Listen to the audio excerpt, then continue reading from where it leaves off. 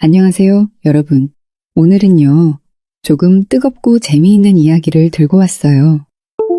교회에 다니시는 분들이라면 한 번쯤 느껴봤을 만한, 아니, 안 다니셔도 고개 끄덕일 만한 주제입니다. 바로 교회에서의 연애와 결혼 이야기예요. 우리가 교회하면 보통 경건하고 차분한 분위기를 떠올리잖아요. 그런데 사실 교회도 인간들이 모이는 곳이다 보니 연애와 결혼 이야기가 자연스럽게 따라올 수밖에 없어요. 그런데요, 요즘 들어서는 그런 자연스러움이 살짝, 아니, 솔직히 많이 지나친 것 같더라고요. 오늘 소개할 사연은요, 35살의 교회 다니는 형제님의 이야기입니다. 안녕하세요. 제 이름은 진성입니다. 저는 35살이고 교회를 다닌 지 15년이 되었습니다. 저에게 교회는 언제나 신앙을 나누고 위로를 얻는 안식처였어요. 그런데 요즘 들어서는 교회가 예전만큼 편하지 않다는 생각이 들더라고요. 특히 결혼을 앞둔 나이가 되면서부터 더 심해진 것 같아요. 사람들이 저를 볼 때마다 한결같이 묻는 말이 있습니다. 형제님, 왜 아직 결혼 안 하셨어요?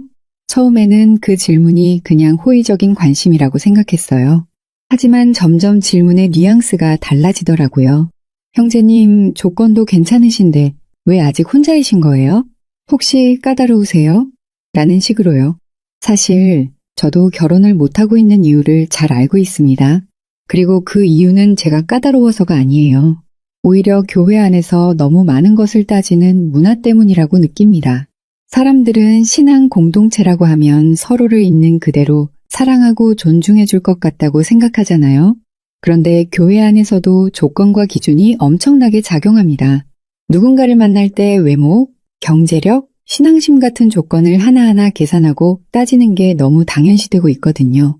저는 이런 문화가 점점 지치게 만들었어요. 제가 처음으로 교회에서 연애를 시도했던 건 20대 후반이었어요. 같은 청년부에 있던 한 자매님과 자연스럽게 친해졌고 몇 번 대화도 나누면서 나름대로 가능성을 느꼈죠. 그래서 용기를 내어 조금씩 다가가 보려고 했습니다. 그런데요, 그 자매님은 저에게 한 발 다가오는 것 같다가도 동시에 거리를 두더라고요. 당시에는 왜 그러는지 몰랐습니다. 하지만 시간이 지나면서 알게 됐어요. 그 자매님이 저뿐만 아니라 다른 형제님들과도 비슷한 태도를 보이고 있다는 사실을요. 이른바 간보는 행동이었던 거죠. 마음을 정하지 않은 채 여러 사람과 동시에 관계를 탐색하는 모습이 너무 뚜렷했어요. 그뿐만이 아닙니다. 교회 내에서 사람들이 상대방을 평가하는 기준은 생각보다 훨씬 구체적이고 날카로웠어요. 예를 들어 한 자매님과 자연스럽게 대화를 나누던 중 이런 말을 들은 적이 있습니다. 형제님은 직업이 안정적이신가요? 혹시 내 집은 마련하셨어요? 당시에는 그냥 그런가 보다 하고 넘겼지만 대화를 나누면 나눌수록 상대방의 관심사가 저라는 사람보다는 제가 가진 조건에 더 집중되어 있다는 걸 느꼈습니다. 심지어 그 자매님은 저와 대화 중에 다른 형제님에게 가서도 비슷한 질문을 하고 있더라고요. 그 모습을 보고 마음이 씁쓸해졌습니다. 결혼은 분명 조건만으로 이루어질 수 없는 것 아닐까요? 물론 현실적인 부분이 중요하다는 걸 저도 알고 있습니다. 하지만 교회 안에서조차 사람을 조건으로만 평가하고 선택하는 문화가 자리 잡고 있다는 게 참 답답하게 느껴집니다. 저에게는 신앙이란 서로를 사랑하고 부족한 부분을 채워주며 살아가는 삶의 방향성을 제시하는 것이어야 했어요. 그런데 교회에서조차도 간보기와 조건 따지기가 일상이 된 모습을 보니 제 스스로 결혼이 멀게 느껴졌습니다. 저는 자주 이런 생각을 합니다. 내가 결혼을 못하는 이유가 정말 내 탓일까? 아니면 이 공동체가 너무 높은 기준을 요구하고 있는 건 아닐까? 이런 고민이 깊어지다 보니 때로는 신앙에 대한 회의감까지 들 때가 있습니다. 제가 교회를 다니며 원했던 건 단순히 연애나 결혼이 아니라 믿음을 바탕으로 한 진정한 관계였거든요. 하지만 지금은 그런 기대를 품는 것조차 사치처럼 느껴지네요. 저는 교회를 15년 넘게 다녔는데요. 이곳에서 함께 신앙을 나누고 성장해온 형제 자매들이 많습니다. 그런데 요즘 들어 갑작스럽게 교회에 오는 새로운 자매님들에 대해 묘한 불편함을 느낄 때가 있어요. 솔직히 말해서 교회에 새로운 사람이 오는 건 언제나 환영할 만한 일이잖아요. 그런데 이 자매님들은 조금 다르더라고요. 처음에는 다들 순수하게 신앙을 위해 교회에 온 줄 알았어요. 하지만 조금 지켜보니 이건 뭔가 이상했어요. 대부분의 자매님들이 30대 초중반의 결혼 정년기였고 교회라는 곳을 마치 결혼시장처럼 생각하고 들어오는 게 너무 뻔히 보이더라고요. 이 자매님들이 교회에 처음 오면요. 정말 열심히 예배에 참석하고 말씀을 듣는 모습이 너무 경건해 보여요. 처음에는 저도 이분들은 정말 신앙적으로 은혜를 구하러 오셨구나 라고 생각했죠. 그런데 문제는 그 다음이에요. 예배가 끝나고 청년부나 미혼부 모임이 시작되면 갑자기 분위기가 180도 달라지는 거예요. 자매님들은 형제들에게 말을 걸고 서로의 직업, 재산, 신앙생활 등을 탐색하기 시작해요. 그리고 이런 질문이 아주 자연스럽게 나옵니다. 형제님, 직업이 안정적이신가요? 혹시 부모님은 어디 사세요? 형제님은 신앙도 좋으신데 집은 마련하셨어요? 아니, 저는 신앙에 대해 이야기하러 교회에 간 건데 이게 왜 혼인신고서 작성하는 자리가 되는지 모르겠더라고요. 더 황당한 건 이런 자매님들이 정작 교회를 다니기 시작한 지 몇 달밖에 안 된 분들이라는 거예요. 제가 알고 지내던 오래된 자매님들은 신앙과 인격을 나누려는 마음이 크지만 갑작스레 나타난 이분들은 처음부터 신앙이 아니라 조건에 관심이 있어 보였어요. 이런 일이 반복되다 보니 자연스럽게 소문이 퍼지더라고요. 어떤 형제가 이런 말을 했어요. 야, 교회에 요즘 신입자매님들 들어오는 거 보면 그냥 결혼하려고 시장 보러 오는 거 아니냐? 그 말을 듣고 웃음이 나올 뻔했는데 웃음 뒤에는 씁쓸함이 밀려왔습니다. 교회라는 공간이 이런 방식으로 소비되는 게 맞는 걸까요? 더 안타까운 건요. 이 자매님들이 그렇게 탐색 끝에 결국 결혼 상대를 찾으면 그 다음엔 교회를 아예 떠나버리는 경우가 많다는 겁니다. 제 친구 한 명은 정말 순진하고 착한 사람이었어요. 신앙심도 깊고 모든 걸 나눌 줄 아는 형제였죠. 그런데 그 형제가 한 자매님과 결혼했는데요. 그 자매님은 결혼한 뒤부터 아예 교회의 발길을 끊더라고요. 그 형제는 마음이 너무 아팠다고 해요. 나는 신앙을 공유하며 가정을 꾸리길 바랐는데 결국 나만 이용당한 건 아닌가 싶다. 고요? 그런 상황을 보다 보니 이런 생각이 들었어요. 교회가 언제부터 이렇게 사랑을 가장한 거래의 장소가 되었을까? 물론 모든 새로운 자매님들이 이런 건 아니겠죠. 하지만 너무 많은 경우가 이와 비슷하게 흘러가다 보니 이제는 교회에 새로운 사람이 들어올 때마다 경계심부터 생기는 게 사실이에요. 저는 교회가 신앙과 평화를 나누는 곳이라고 믿어왔는데요. 가끔은 이곳이 드라마보다 더 막장스러운 사건이 벌어지는 곳이기도 하다는 걸 깨닫게 돼요. 특히 결혼 정년기에 형제 자매들이 얽힌 사건은요. 그야말로 치정 드라마 그 자체입니다. 몇 달 전이었어요. 교회 청년부에서 한 형제를 두고 자매들끼리 미묘한 신경전이 벌어졌다는 얘기를 들었어요. 그 형제는 잘생기고 키도 크고 직업도 안정적인 데다가 신앙까지 좋기로 유명했죠. 그야말로 교회 내 완벽한 이상형으로 소문이 나 있었어요. 문제는요, 그 형제를 두고 자매들이 서로 물러설 기미가 없었다는 거예요. 한 자매는 예배 후에 항상 그 형제에게 다가가 음료수를 건네고 성경 공부 모임에서 그 형제 옆자리를 고수했어요. 다른 자매는 수련회 준비팀에 일부러 들어가 그 형제와 함께 일하려고 노력했고요. 그렇게 두 사람의 경쟁은 점점 치열해졌어요. 그런데 이게 단순한 신경전으로 끝났으면 좋았을 텐데요. 결국 큰 사건으로 번지고 말았습니다. 어느 날 첫 번째 자매가 친구들과 수다를 떨며 이런 말을 했다는 소문이 돌았어요. 사실 저 형제님이 나한테 호감 있는 것 같아. 우리 둘이 요즘 따로 메시지도 주고받고 있거든. 그 말을 들은 두 번째 자매가 그 자리에 있다가 폭발했어요. 뭐라고? 내가 듣기로는 그 형제님이 나랑 더 가까워지고 싶다고 했다던데. 착각하지 마. 이야기는 여기서 끝나지 않았어요. 두 자매가 서로를 향해 험담을 하기 시작했고 청년부 전체가 그 이야기로 뒤숭숭해졌어요. 결국 둘 다 그 형제와 멀어졌는데 문제는 그 뒤로 벌어진 일이었죠. 두 자매가 치열한 경쟁을 벌이던 중에 그 형제가 전혀 다른 자매와 비밀리에 교제하고 있다는 사실이 드러난 겁니다. 그 자매와 형제의 관계는 곧바로 교회에 소문이 났고 얼마 지나지 않아 더 충격적인 사실이 밝혀졌어요. 두 사람 사이에 혼전 임신이 있었다는 거예요. 교회는 그야말로 발칵 뒤집혔고 목사님은 주일 예배 때 직접 사과하며 성도들에게 기도를 요청했어요. 이 사건은 청년부의 많은 사람들에게 큰 상처를 남겼고 이후로도 한동안 그 이야기로 교회 전체가 혼란스러웠습니다. 그뿐만이 아니에요. 얼마 지나지 않아 양다리 사건까지 터졌습니다. 다른 형제가 두 자매와 동시에 교제를 하다가 발각된 건데요. 그 형제는 양쪽 다 내가 진지하게 생각하고 있다 고 말하며 관계를 유지하고 있었더라고요. 결국 두 자매가 서로에게 상처를 주고 떠난 뒤에야 그 형제가 잘못을 인정했어요. 이 일로 청년부 분위기가 또 한 번 크게 흔들렸죠. 이런 상황을 지켜보면서 저는 정말 답답한 마음이 들었어요. 교회라는 곳에서 이런 일이 벌어진다는 게 믿기지 않았거든요. 교회는 신앙과 사랑을 나누는 곳이어야 하는데 경쟁과 욕망 그리고 상처를 주고받는 장소로 변질된 것 같았어요. 이 모든 사건들을 보며 제가 느낀 건 결국 신앙을 가장한 욕망이 문제라는 거예요.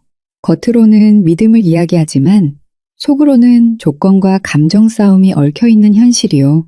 교회가 이런 갈등과 혼란 속에서 진정한 사랑과 신앙을 찾을 수 있을지 의문이 듭니다. 교회를 오래 다니다 보면 느끼는 것 중 하나는 미혼 형제 자매들에게 교회가 더 이상 신앙의 장이 아니라 중매와 거래의 장으로 변질되고 있다는 점입니다. 특히 교회 내 중매 아줌마들의 활약은 정말 대단합니다. 이분들은 자신을 교회의 결혼 전문가라고 여기는 것 같아요. 새로운 형제나 자매가 있으면 마치 탐색 레이더를 가동하듯 그들의 정보를 빠르게 파악해요. 이름, 나이, 직업, 연봉은 물론이고 부모님의 직업과 재산 상태까지 이분들의 관심사에서 빠질 수 없죠. 예배가 끝나고 교회 구석구석에서 들리는 대화는 거의 비슷합니다. 예를 들어 새로운 형제라면 저 형제님은 공무원인데 아직 미혼이래. 부모님이 서울에 계시고 직업도 안정적이라 괜찮은 조건이야 라는 이야기가 오가고 새로운 자매라면 그 자매님은 32에 대기업 다닌다더라. 그런데 부모님 집이 지방이라 조금 아쉽긴 하다라는 식으로 평가가 이루어져요. 저도 최근에 이런 일을 직접 겪었는데요. 예배가 끝난 뒤 한 중매 아줌마가 저를 붙잡으시더니 이렇게 말씀하시는 겁니다. 진성 형제님, 제가 형제님한테 딱 맞는 자매님을 소개해 드릴게요. 33인데 외모도 괜찮고 직장도 좋아요. 그런데 형제님도 좀 더 노력하셔야죠. 지금 연봉이 4천이라고 하셨죠? 부모님은 서울에 계신가요? 집은 마련하셨어요? 순간 저는 당황할 수밖에 없었습니다. 저는 단순히 신앙생활을 하고 싶어서 교회에 왔는데 저를 마치 상품처럼 조건으로 평가하고 거래 대상으로 여기는 느낌이 들었거든요. 어떻게 보면 제가 그 자매님과 어울리는지 여부를 판단하는 게 아니라 제 연봉과 집, 부모님의 배경이 결혼의 성패를 좌우한다는 말을 돌려서 하는 것 같았어요. 제가 말을 돌리며 웃어넘기려 하자 아줌마는 실망스러운 표정으로 말씀하셨어요. 형제님, 요즘 자매님들 눈이 높아서요. 조건이 맞아야 결혼을 성사시킬 수 있어요. 형제님도 조금 더 준비하셔야죠. 이 말을 듣고 저는 무슨 말을 해야 할지 몰랐습니다. 이게 교회가 맞는 건가 싶었어요. 이분들에게는 신앙이라는 것은 단순히 배경 설정에 불과한 것 같았거든요. 사랑이나 믿음보다 조건을 앞세우는 중매 문화가 너무나 당연하게 여겨지는 현실에 좌절감이 들었습니다. 더 놀라운 건 이 중매 아줌마들이 매칭을 성사시키기 위해 엄청난 열정을 발휘한다는 겁니다. 어느 형제와 자매를 연결시킬지 정하면 예배 시간이나 청년부 모임에서도 일부러 두 사람을 가까이 앉히거나 같은 팀에 배치하려고 하세요. 심지어 수련회나 교회 행사에서도 두 사람의 동선을 교묘하게 설계하시는 모습을 보면 대단하다 싶으면서도 좀 두려운 생각이 들기도 해요. 그런데 이 모든 과정이 조건에 기반한다는 게 문제입니다. 신앙은 부차적인 요소일 뿐 결국 연봉이 얼마인지, 집이 있는지, 부모님이 어떤 일을 하시는지가 가장 중요하다는 게 느껴지거든요. 가장 황당했던 건 제가 한 자매님과 중매로 만났을 때였습니다. 그 자매님과 첫 대화를 나누는 자리에서 저는 나름대로 제 신앙 이야기와 교회 생활에 대해 이야기했는데 자매님이 저에게 건넨 질문은 전혀 다른 방향이었어요. 형제님, 혹시 부모님 집은 어디세요? 그리고 요즘 경제가 어려운데 형제님은 결혼하면 집 마련 계획이 있으신가요? 그 말을 듣는 순간 제 신앙과 인격은 그 자매님에게 아무런 의미도 없구나 하는 생각이 들었습니다. 그저 조건에 맞는 결혼 상대인지 아닌지가 유일한 관심사였죠. 교회는 원래 서로를 있는 그대로 사랑하고 부족한 부분을 채워주는 관계를 만들어가는 곳이어야 하지 않을까요? 하지만 지금의 현실은 그와 거리가 멀어 보입니다. 중매 아줌마들은 이런 문화를 부추기며 교회를 마치 결혼 시장처럼 만들어버렸어요. 그리고 이 조건 싸움에서 승리한 사람들만이 결혼이라는 성과를 얻어갑니다.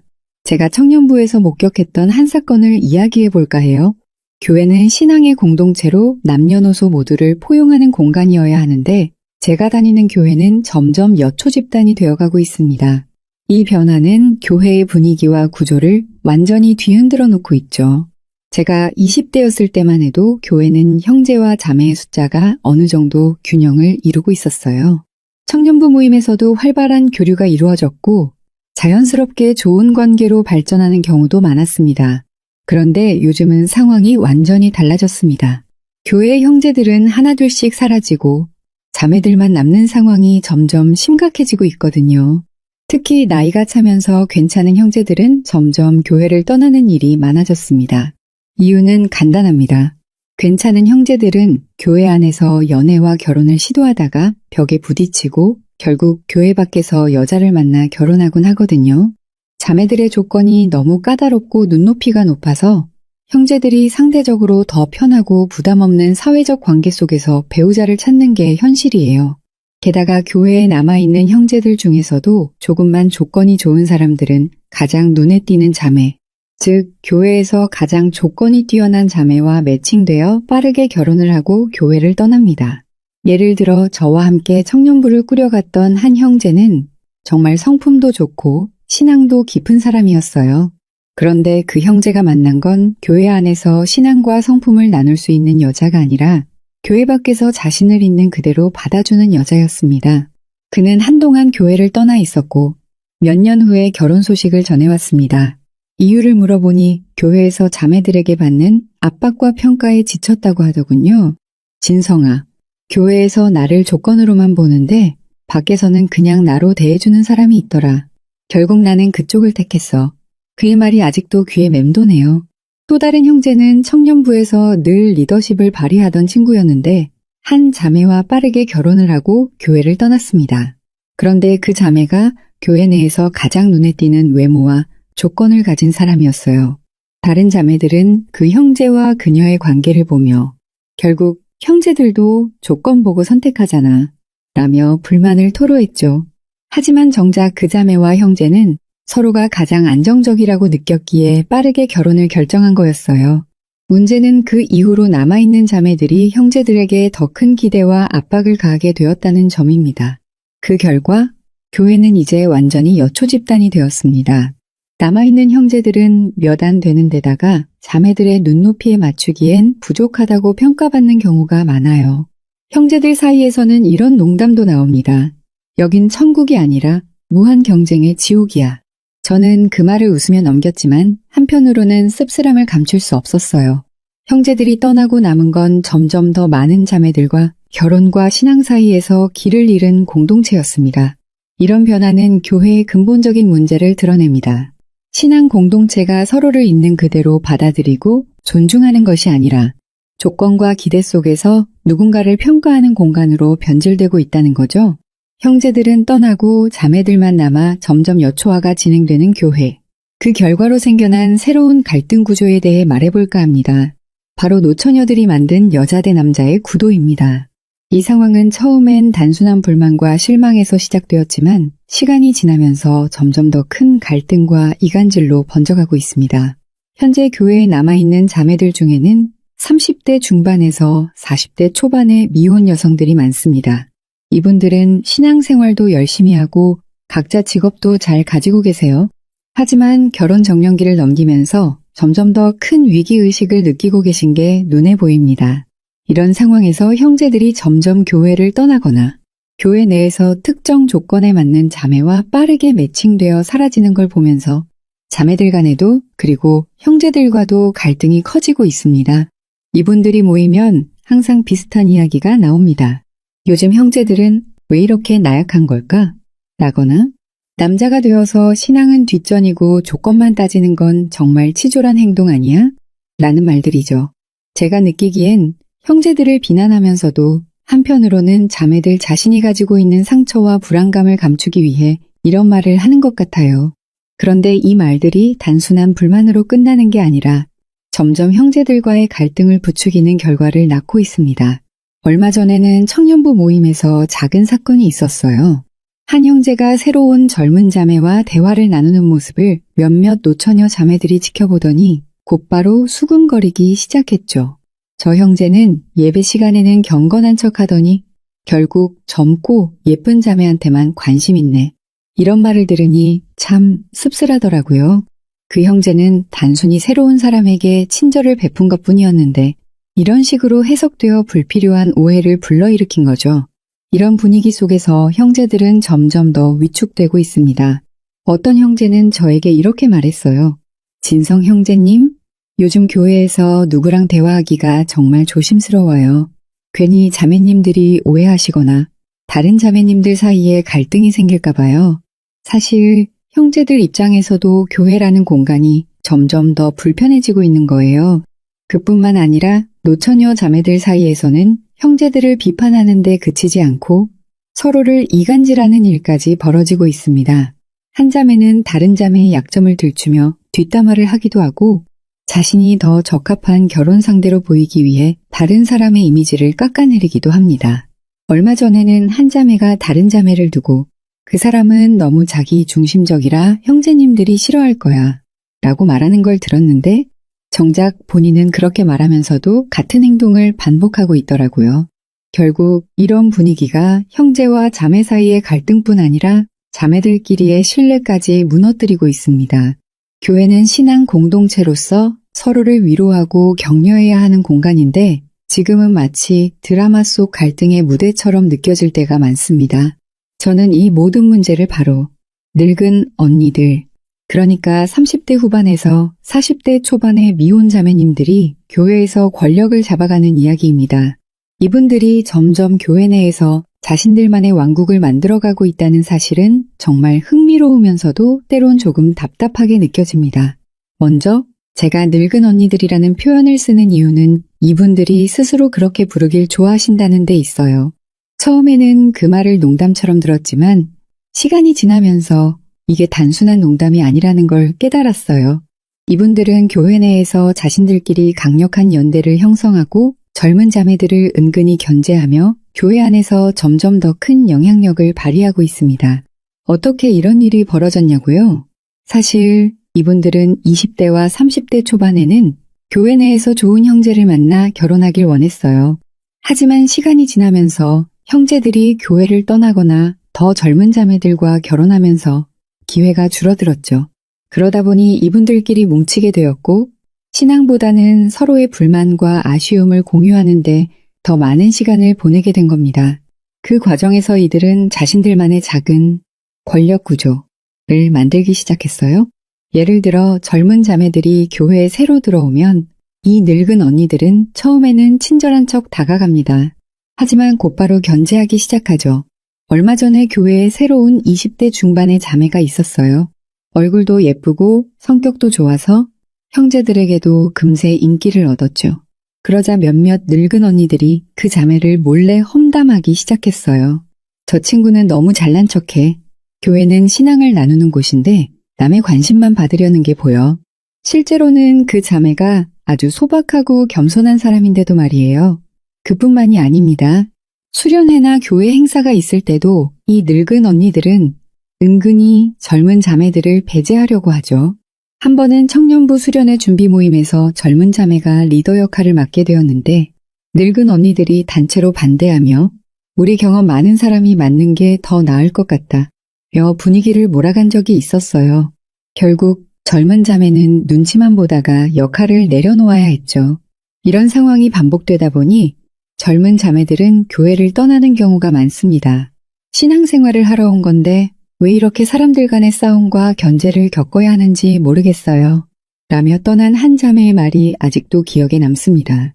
그렇게 젊은 자매들이 하나둘 떠나고 나면 늙은 언니들은 그 자리를 더 단단히 차지하며 교회 안에서 자신들만의 권력을 강화해 갑니다.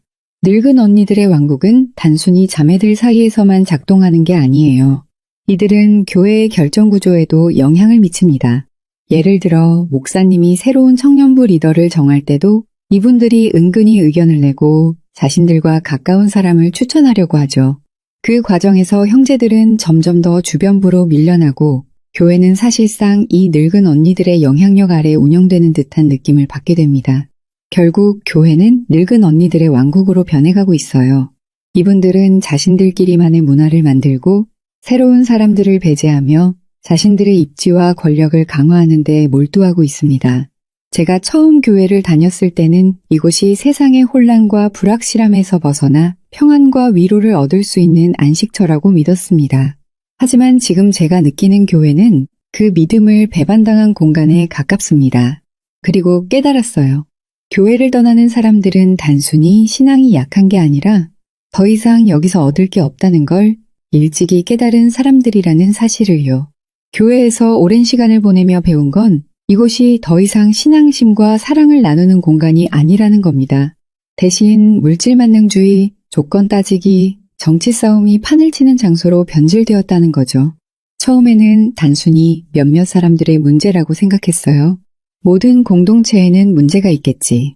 라며 스스로를 위로하며 버텼습니다. 하지만 시간이 지나면서 이건 단순히 개인의 문제가 아니라 구조의 문제라는 걸 알게 됐습니다. 여러분, 제가 하나 확실히 말할 수 있는 건 교회를 탈출하는 건 지능 순서라는 겁니다.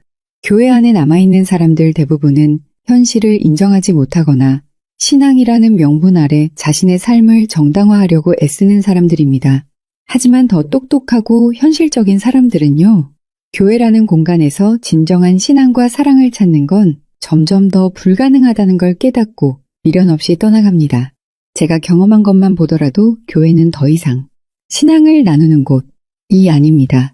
조건을 따지는 문화 속에서 순수한 신앙으로 접근하려는 사람들은 끝없이 상처받고 지칠 수밖에 없어요. 여기서는 신앙이 아니라 스펙, 재산, 외모 같은 현실적인 조건들이 모든 대화를 지배합니다. 형제와 자매를 있는 그대로 사랑하는 게 아니라 서로의 부족한 점을 들추고 비교하며 경쟁하는 공간이죠. 신앙을 중심으로 사람들을 만났던 저는 결국 지쳐갔습니다. 그리고 교회에서 남아있는 사람들의 모습도 점점 더 부정적으로 보이기 시작했어요. 30대 후반에서 40대 초반의 자매들은 권력을 잡고 새로운 사람들을 배제하려 들고 젊은 자매들은 그런 환경에 질려 교회를 떠납니다. 남아있는 형제들은 점점 더 위축되고 결국 교회 밖에서 자신을 있는 그대로 받아주는 사람을 만나게 됩니다. 교회는 이렇게 점점 더 폐쇄적인 공간으로 변해가고 있죠. 제가 여러분께 드리고 싶은 마지막 조언은 저처럼 시간 낭비하지 마세요라는 겁니다. 순수한 신앙심으로 교회를 다니고 있다면 현실을 직시해 보세요. 지금의 교회가 당신에게 진정한 사랑과 위로를 주고 있나요? 아니면 상처와 좌절만 안겨주고 있나요? 만약 후자라면 용기 내서 떠나보세요. 교회 밖에서도 신앙은 지속될 수 있고 오히려 더 건강하고 진정성 있는 관계를 맺을 수 있습니다. 저는 이제 더 이상 교회에 미련을 두지 않기로 했습니다. 여기서 배운 건 신앙은 교회라는 공간에만 갇히는 것이 아니라는 겁니다. 그리고 교회를 떠난다고 해서 신앙을 떠나는 것도 아니에요. 저는 이제 제 삶 속에서 신앙을 찾아가려고 합니다. 여러분도 마찬가지예요. 교회라는 공간에 기대어 자신을 갉아먹지 마세요. 진정한 평안과 사랑은 우리가 스스로 찾아나가는 겁니다.